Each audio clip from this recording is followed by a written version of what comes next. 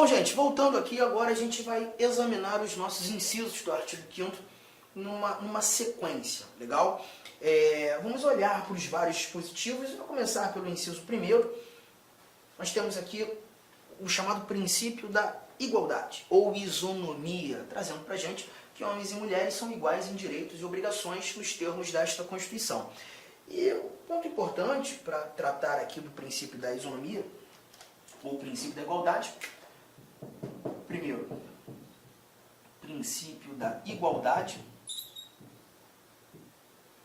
ou também chamado de princípio da isonomia, é simplesmente avaliar nesse cenário, e quando tratando da isonomia, da igualdade, esse princípio ele vai ter duas vertentes, né? É importante lembrarmos da igualdade formal e da igualdade material, que também pode ser chamada de igualdade real, igualdade substancial. E a diferença é muito tranquila. É lembrar que a igualdade formal é a igualdade perante a lei, né? É aquela igualdade que se revela justamente na garantia das várias liberdades, direitos, proteções. Por exemplo, eu tenho liberdade de credo religioso. Você também. Nós gozamos dessas liberdades de maneira igual. Eu não tenho mais liberdade de credo religioso do que você, ou você tem mais do que eu. Na realidade, nós temos essa liberdade garantida em lei para todos de forma igual. Essa é a chamada igualdade formal. A igualdade em sua melhor semântica. A igualdade que evidencia a efetiva simetria, a efetiva semelhança. Todavia, a igualdade material, ela já parte para um campo de subjetividade. Porque na igualdade material, nós vamos precisar dar um tratamento diferenciado para um determinado indivíduo, para que esse indivíduo alcance, para que tenhamos, né, não um indivíduo, mas para que nós alcancemos um resultado de justiça social.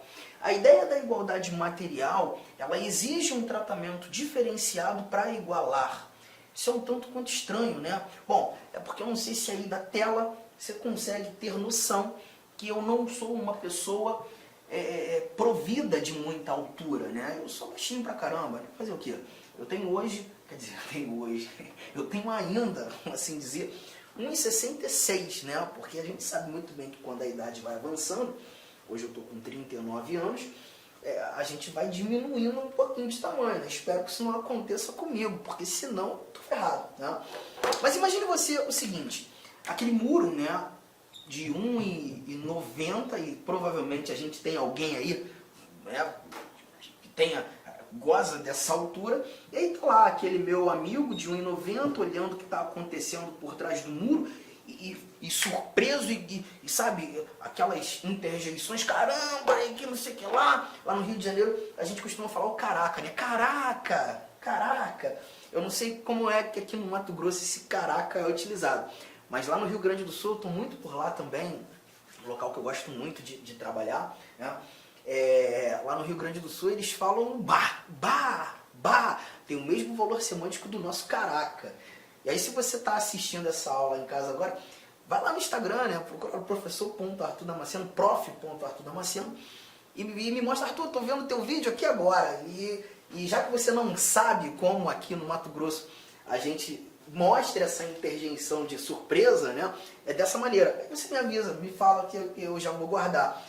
Aí tá lá, olhando aqui, meu Deus, o que está acontecendo? E eu passo assim, eu falo, gente, rapaz, o que você está fazendo aí? O que está acontecendo? Aí ele vira para mim e fala assim, vem ver. Poxa, ele vai me atrapalhar a vida, né? Porque se o muro tem 1,90, como é que eu vou ver? Não, eu arrumo um jeito. Eu vou buscar algo que me garanta a mesma visão de mundo que ele tem. Então eu percebo que subindo em algo, eu vou ter a mesma visão de mundo. O resultado vai ser de igualdade. Mas para que esse resultado de igualdade fosse possível, eu precisei de um tratamento diferenciado. A brincadeira, né, é boa porque ela consegue refletir para a gente o que é a igualdade material, ou também chamada de real, substancial. A igualdade material ela não está no tratamento, muito pelo contrário. O tratamento precisa ser diferente para que consigamos ter um resultado de igualdade. E aí vem aquela célebre frase de Rui Barbosa, né? A lei precisa desigualar os desiguais na medida de suas desigualdades. Tratamento diferenciado para quem precisa ser tratado de maneira diferente. E a finalidade desse tratamento diferenciado é encontrarmos justiça social. A igualdade material, ela se refina nessa circunstância. Você tem aí, né, várias questões nesse sentido. O processo de cotas, inclusive para concurso público. Você tem eventuais bolsas do governo, que são ações afirmativas, como agora o Auxílio Brasil, né, o recente benefício. Questões relacionadas à assistência social, né, os benefícios da assistência social são destinados a quem necessita, independentemente do indivíduo ter ou não contribuído. E aí a ideia é justamente garantir a igualdade material. E é justamente o que a gente mata aqui nesse nosso inciso primeiro. Vamos avançar. Inciso segundo, ele já traz pra gente, vou até deixar aqui já um pouco das anotações, ele traz pra gente o chamado princípio da legalidade. Inciso segundo, princípio da legalidade. O que nós iremos encontrar aqui? Leia comigo. Ninguém será obrigado a fazer ou deixar de fazer alguma coisa senão em virtude de lei. Aqui a gente verifica claramente que hoje o Brasil, né, ele garante o império da lei. Garante o império da lei. E esse princípio da legalidade, ele está tanto relacionado aos indivíduos quanto à própria administração. Quando falando da legalidade aos indivíduos, nós temos a chamada legalidade ampla. Essa aqui destinada aos indivíduos, a todos nós, né? Nos mostrando que a nós, indivíduos, é possível exercer tudo aquilo que não é proibido. A proibição é o fulcro da legalidade ampla. É o fulcro da legalidade ampla. Então, se não é proibido, é uma liberdade que eu tenho. Vou fazer. Se não é proibido, eu tenho a oportunidade de agir, de praticar, né? Todavia, esse mesmo princípio da legalidade, ele também gera os seus reflexos para a administração. E aqui a gente já trata da legalidade estrita, essa destinada à administração. E a linha aqui já não é mais da proibição, mas sim da permissão. A ideia é entender que a administração só poderá fazer aquilo que a lei permitir, aquilo que a lei autorizar. Então perceba, a administração não pode agir de maneira arbitrária, de qualquer forma. A administração só faz aquilo que a lei autoriza, que a lei permite. Ultrapassar a autorização legal é evidenciar a administração agindo de maneira ilegal, de forma arbitrária, sem justa causa, o que seja uma violação a direito fundamental, a direito meu, a direito seu. Então, quando a gente lê sobre o princípio da legalidade, que ninguém será obrigado a fazer ou deixar de fazer alguma coisa senão em virtude de lei, a gente está verificando essas ramificações de entendimento. Outro ponto importante, quando a gente fala do princípio da legalidade, aqui a gente está falando da lei em caráter amplo. A lei em caráter amplo. Então, quando a gente fala de lei aqui, a gente está falando de todo e qualquer ato normativo que estabeleça direitos e obrigações. Essa é a ideia da lei no âmbito do princípio da legalidade. Tá? Então perceba, medidas provisórias, por exemplo, são atos legislativos criados pelo presidente da República. O presidente da República edita medidas provisórias. Só que o artigo 62 da nossa Constituição, você pode conferi-lo, traz pra gente que a medida provisória não é lei, tem força de lei. Quando o presidente edita uma medida provisória, ele precisa remeter essa medida provisória ao Congresso Nacional e o Congresso Nacional vai deliberar no intuito de transformar essa medida em lei. Ou não. Está percebendo? Então, nessa linha de raciocínio, nós não estamos falando de lei propriamente dita, mas um ato normativo que tem força de lei, mas essa medida provisória estabelece novos direitos, novas obrigações? Perfeitamente. Então está inserida no âmbito do princípio da legalidade. E aí, é muito importante, já fez a sua anotação, é muito importante nós voarmos para um outro dispositivo. Lá no primeiro bloco nosso, estudando direitos fundamentais, nós discutimos esse inciso aqui, ó. Cadê você? Tá aqui. Nós discutimos esse princípio aqui, o princípio da irretroatividade da lei penal. Princípio da irretroatividade da lei penal. Você já o tem em seu caderno. Inclusive, o trouxe quando a gente estava conversando e apresentando exemplos sobre as chamadas normas de eficácia plena. A lei penal não retroagirá salvo para beneficiar o réu. Você está lembrando?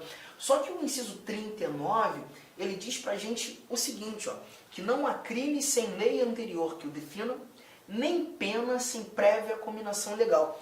Engraçado, quando você está estudando direito penal, é muito normal os professores apresentarem essa mesma literalidade aqui, essa mesma informação do dispositivo, inciso 39, com o princípio da legalidade.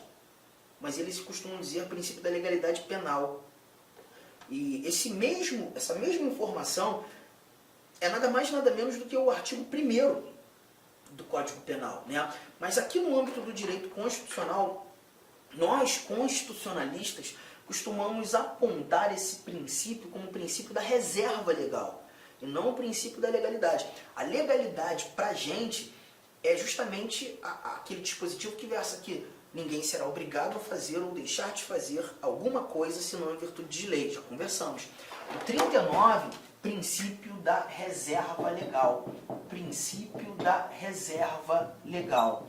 E por que chamar de princípio da reserva legal? Porque aqui a gente percebe que não há crime sem lei anterior que o defina, nem pena sem prévia anotação em lei. E quando eu leio lei aqui, a gente não está falando de qualquer ato normativo. Lei, nesse cenário, é lei propriamente dita. Nessa linha de raciocínio, uma medida provisória, que é um ato normativo com força de lei, mas não é lei, mas estabelece novos direitos, novas obrigações. Uma medida provisória não pode definir o que é crime. O presidente da República não pode criar uma medida provisória, editar uma medida provisória e nela estabelecer uma conduta como criminosa. Porque para tratar de crime, para determinar conduta como criminosa, ou até mesmo discutir sobre pena, isso só pode ser previsto em lei propriamente dita. Ou seja, esse assunto, tratar de crime, ou de cominação legal para definição de pena, isso só pode ser previsto em lei propriamente dita. Um assunto foi reservado para ser trabalhado... Olá, meus amigos! Inicialmente eu peço licença a vocês, pois essa aula é uma aula demonstrativa aqui do nosso querido site LAC Concursos, que nós fizemos um curso focado específico da Guarda Civil Municipal de Sorocaba. Curso este completo, ponto a ponto do edital, super atualizado.